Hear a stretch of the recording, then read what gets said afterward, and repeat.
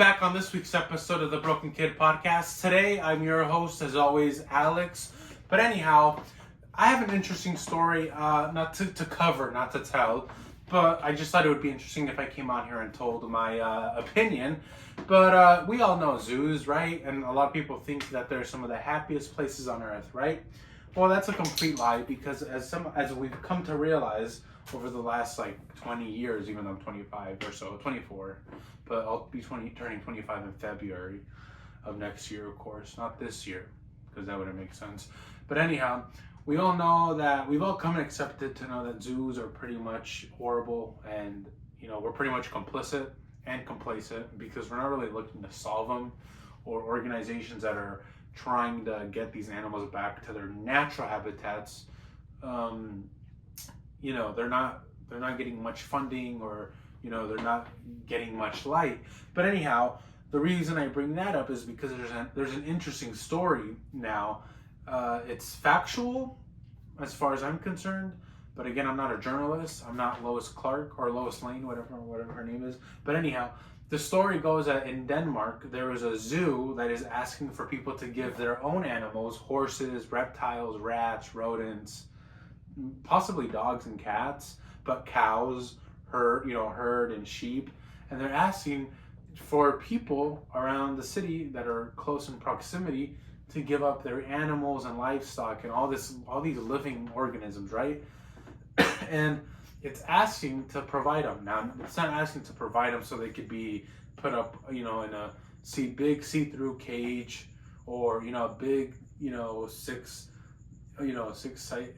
It's not being put in a big container, right? It's not being put out there for show so that people can come and see the amazing thing that is nature when it's in captivity.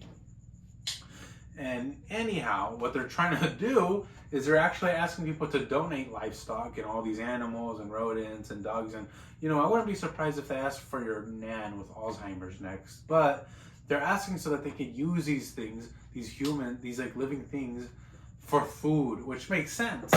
But who is going to give, imagine I have 12 chickens, and I love all of them, and I've had them for 2 years now.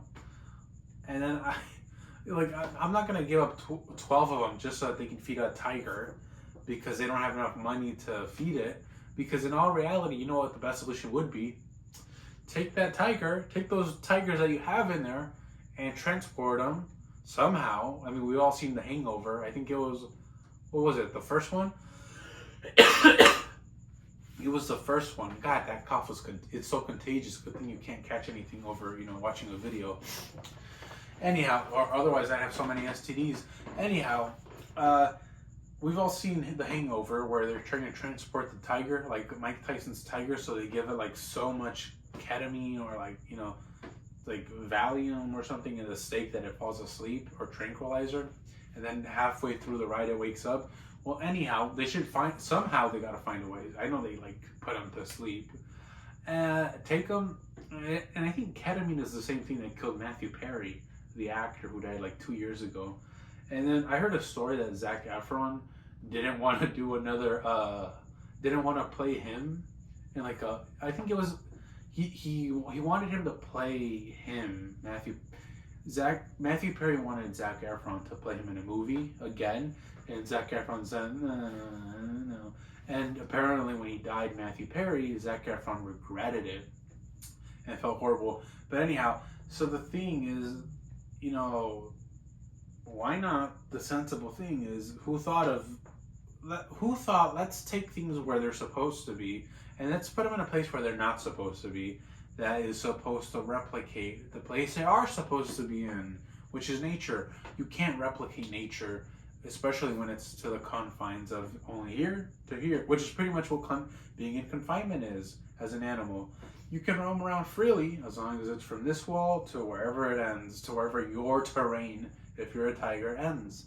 And if you're a gorilla, you only get to fling poop at the wall. You don't get to fling it at, if you were in a jungle, you could throw wherever. But I'm not going to get my horse up so it can get killed. And here's the other thing too. It's not like they're going to take the horse and just put it in there with the gorillas. So what they plan on doing is, which that's not even how they feed them when they do have food. When the Denmark Zoo can actually afford to feed their exotic animals, they don't use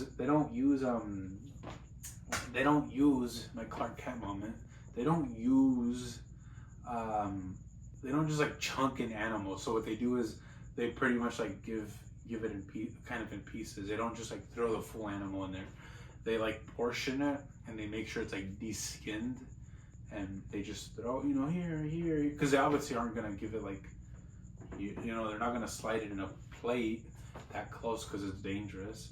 And you know, we all remember the Harambe incident. You know, we were all mad that that kid was saved because we all know what happened to Harambe.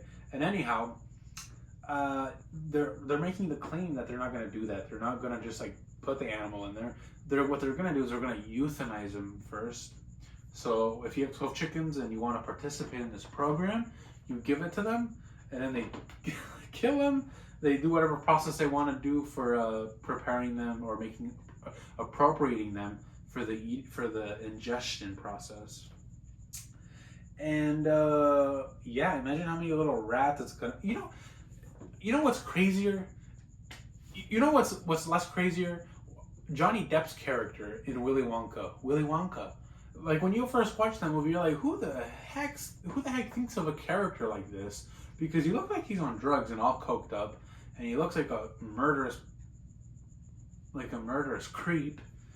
And I have to be careful because I don't want to spend a long time editing here, so I'm censoring myself, because I don't want to edit it and bleep it and do all that stuff because it takes a while.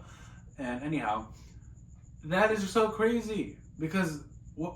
Do they take dogs? Because I wouldn't give my dog away. I mean, I wouldn't. But my mom did a thing where one day I came home from work, and my dog was no longer out here. She had like let it leave, and I'm just thinking like, would you do this?